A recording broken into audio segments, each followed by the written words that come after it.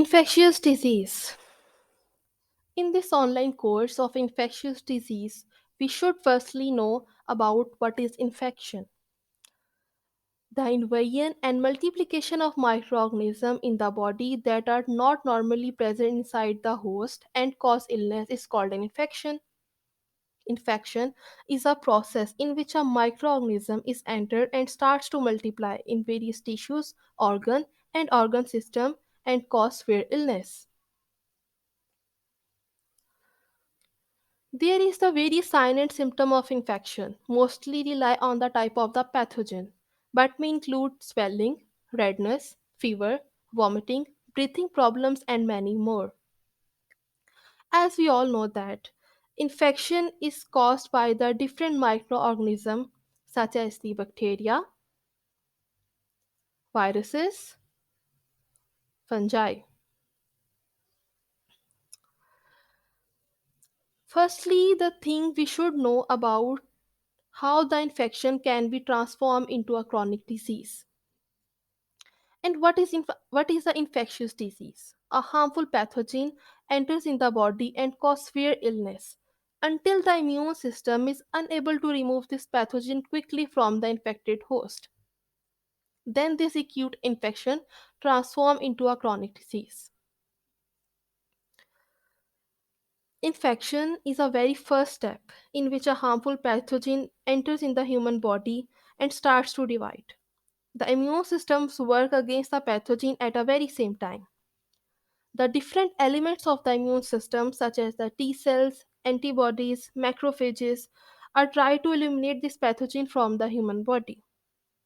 But sometimes this harmful pathogen multiplies so rapidly and disrupts the normal function of host cell. It makes such toxins that destroy, paralyze the host cell machinery. And as a result, the pathogen move from cell to cell so rapidly and destroy the all host cells. So, in this way, when our immune system is unable to remove the pathogen quickly from the infected host, then this acute infection transforms into a very chronic disease. Infectious disease is basically rely on the various factors. The first and the most important transmission factor of infectious disease is respiratory droplets. When some harmful pathogens can remain suspended in the air for the extended periods of time and inhaled by others. These transmission modes differ from respiratory droplets because the infectious particle can travel longer distance. The example of the airborne infectious disease include the tuberculosis and the measles.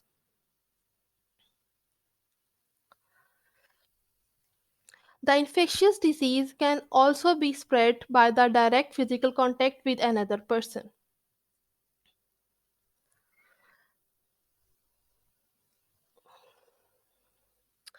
The harmful pathogens that are able to cause the infectious disease can also be transmitted through the contact with infected blood or blood products. This can occur through the needle stick injuries, blood transfusion, or sheer contaminated needles. Blood-borne viruses include the HIV, hepatitis B, and hepatitis C. Infectious disease can indeed spread globally due to the various factors, such as the international travel.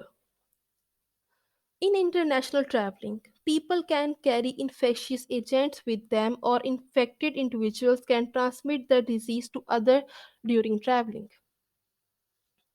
The next one is the interconnectedness of population.